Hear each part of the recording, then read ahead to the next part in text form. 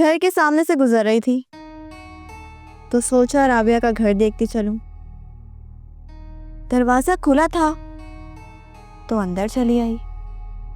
वो मैं आपको बताना चाह ही रहा था, लेकिन बहुत खूब शहरियार साहब, तुम तो राबिया के फड़े जानिसार निकले।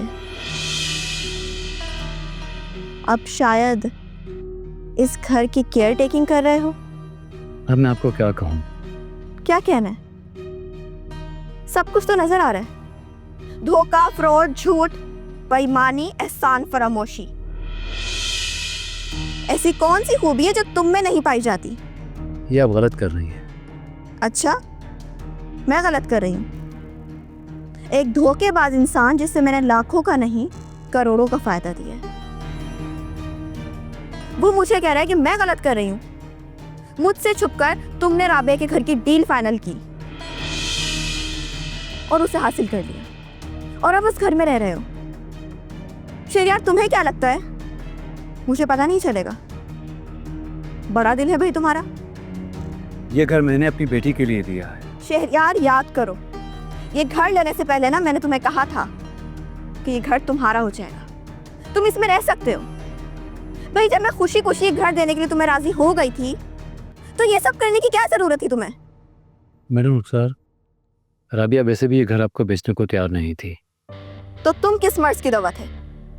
इसलिए मैंने तुम्हें फ्रंटमैन बनाया था। घटिया आदमी। मिस रुखसार, आवाज नीचे। तुम्हारी इतनी औकात नहीं कि तुम मुझसे ऊंची आवाज में बात करो। मिस रुखसार, ये अब मेरा घर है और आप इस तरह मेरी तस्लील नहीं कर सकती। घर है नहीं। शहरियार, अब तुम ये कहो कि ये घर तुम्हारा था। अब इस घर के जो भी कागजात है मेरे हवाले कर दो सीधी शराफत से। इसके जितने भी पैसे हैं मुझसे लो और इस घर से दफा हो जाओ, समझे? मिस रुखसार, बहुत हो गई। अब आपकी इज्जत इसी में है कि शराफत से यहाँ से निकल जाएं। शहरियार, इस घर का सौदा तुम्हें बहुत भारी पड़ेगा, बहुत।